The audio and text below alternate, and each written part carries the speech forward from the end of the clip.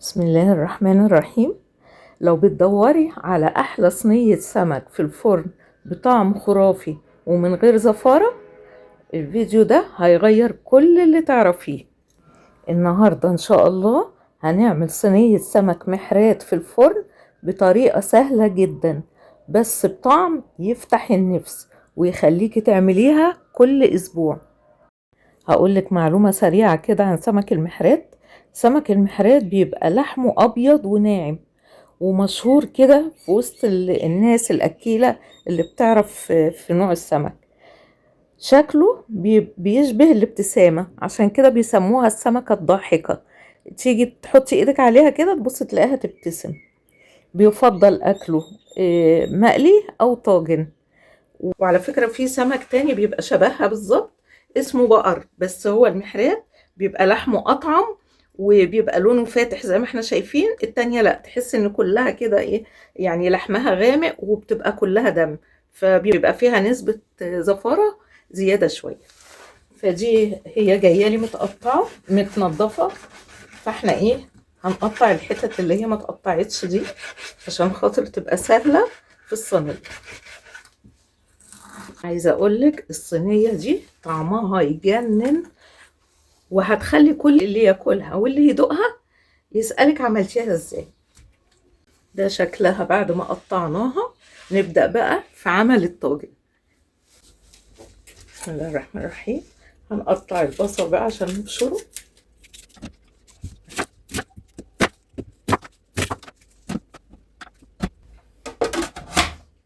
نبشر البصل. بسم الله الرحمن الرحيم.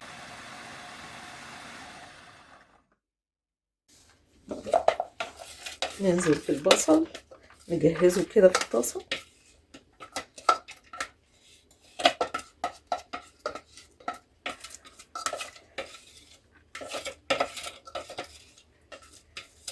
احنا خلاص كده بشرنا البصل، فضيناه. نجيب بقى ده الثوم اللي احنا فرزناه مع بعض، ده المفروم، وشايله كام واحده صحيحه كده، فده هناخد منه ونفرمه عشان صينيه المحرات.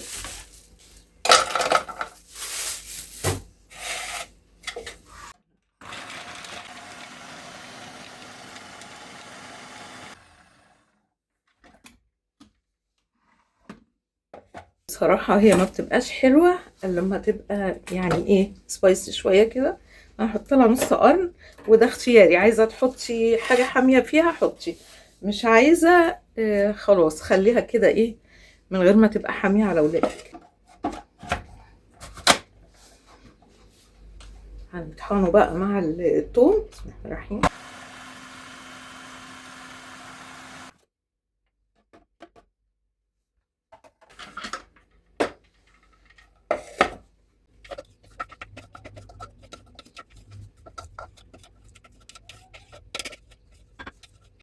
احط بقى للثوم فلفل اسمر، بسم الله، كزبره، بسم الله الرحمن الرحيم، كمون، بسم الله،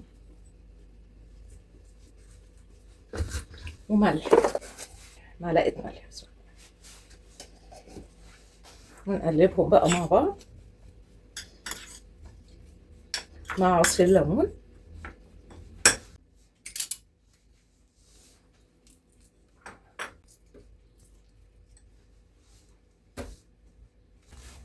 نشيل البذر.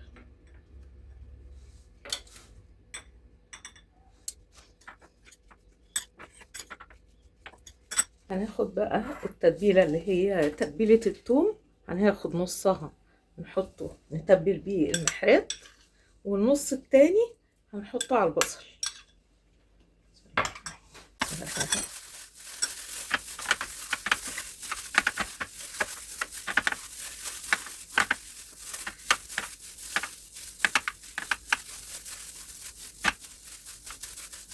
بسم الله الرحمن الرحيم.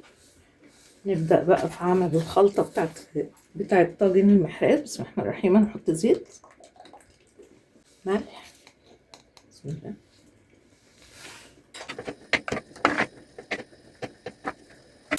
انا دلوقتي طبعا بشوح البصله في الزيت ورشه الملح.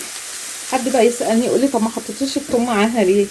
الثوم طبعا كلنا عارفين ان الثوم بيتحمر اسرع من البصل، فعشان كده انا بشوح البصل الاول وبعد كده احط لها بقى ايه الثوم اللي انا مبشره. هي كده البصله دبلت شويه، انا مش عايزه احمرها، يعني لما بتتحمر بتبقى تقيله شويه، فكفايه كده احط لها الثوم.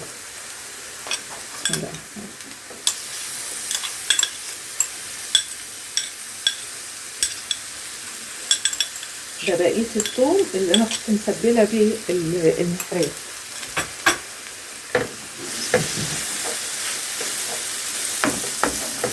هقطع بقى الطماطم.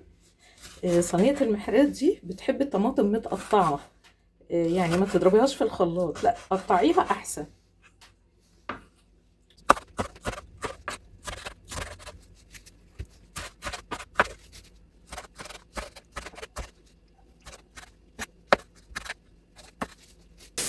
الريحه بقى تحفه.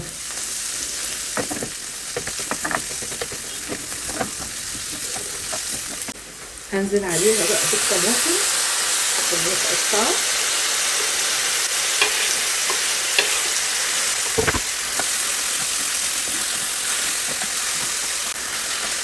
ازودها ربع كوبايه ميه. هضيف عليها فلفل، ممكن تحطي فلفل حامي او فلفل عادي، ده فلفل كوبي.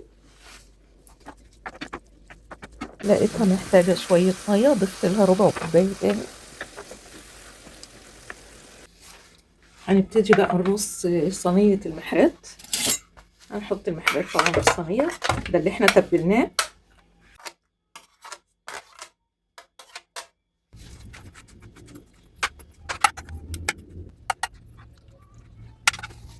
وهنزل بالتسبيكه اللي احنا عملناها. بسم الله الرحمن الرحيم.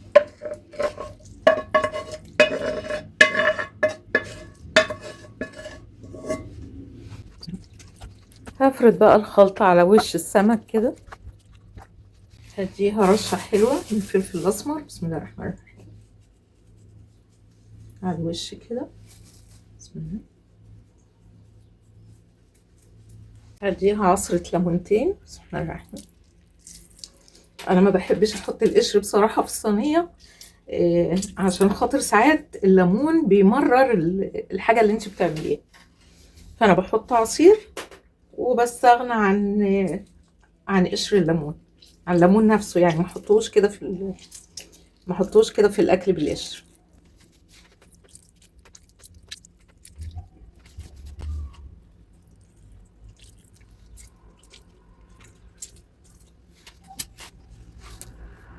بسم الله الرحمن الرحيم.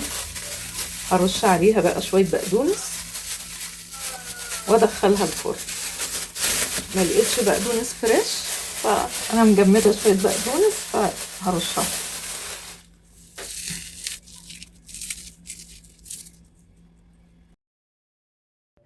وادخلها الفرن.